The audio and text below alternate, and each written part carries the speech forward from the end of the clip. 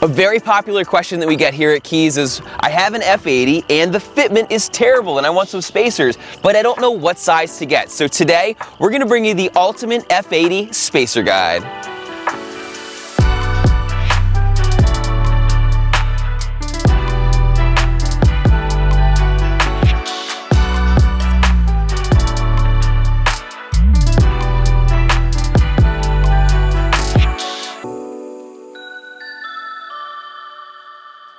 Hey, this is Bryan. Thanks for watching Kies Motorsports. If you like our videos, give us a thumbs up. Make sure to subscribe and check us out at KiesMotorsports.com.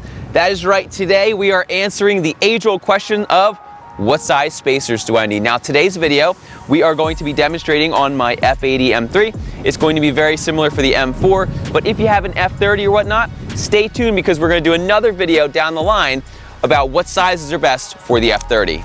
Now, to help you figure out what the best size is for your car and for your taste, we picked up 10mm spacers, 12s, 15s, and 20s. What we're gonna do is we're gonna start off with some popular sizes. We're gonna do a 10 in the front, a 12 in the rear, a 12 in the front, a 15 in the rear, a 15 in the front, a 15 in the rear, a 15 in the front, a 20 in the rear, and we're going to finish with a 20 and a 20.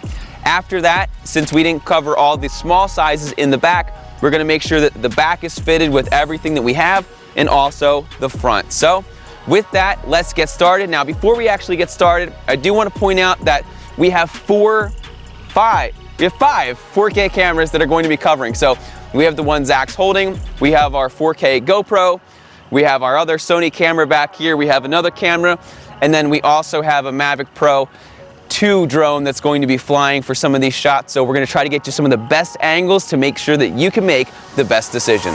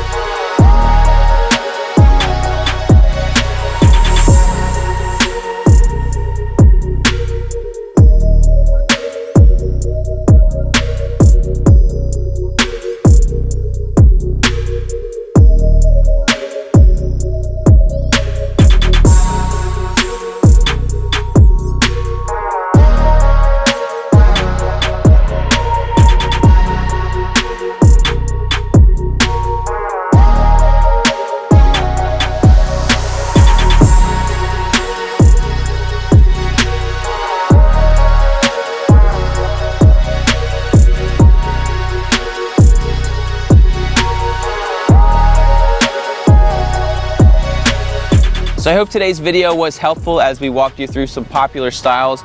I did want to point out this is the 20 in the front and 20 in the rear. This is one of the more aggressive setups that you can run. I would be very careful if you decide to run a 20 up in the front, especially if you're on something like H&R Super Sports where your car is pretty low. You may have some rubbing. Personally, what I like to do is I like to run a 15 in the front and a 20 in the rear. It just gives you plenty of clearance. As you may have noticed, this car is lowered, and if you didn't see the video, we have the Bilstein B16s installed on this car. So just another thing that we wanted to mention. If you haven't seen the video, we'll make sure to link it above and also below in the description. Two other very important things I want to note about spacers in addition to sizing and whatnot. The spacers that we're using in today's video are hub centric. You want to make sure that when you're putting spacers on your BMW that it has this little hub here. That's where your wheel is going to sit, and it's going to also have a place for the spacer to sit on your factory hub. This is the safe way to go. If you don't do this, it can get very dangerous and you don't want to risk anything like that. The other thing is you have to take in consideration the new thickness that you're going to be installing between your wheel. Basically what that means is you can't use your OEM bolts. You're going to have to get some upgraded bolts or do something like this where we did a wheel stud conversion. So with that, once again, my name is Brian. If you're interested in any of the parts or tools we used in today's video, be sure to see the links down in the description. If you haven't done so already, give us a thumbs up, make sure to subscribe, and check us out at KiesMotorsports.com. Thanks for watching, and let us know what size spacers you run below. Have a great day, and we'll see you in the next video.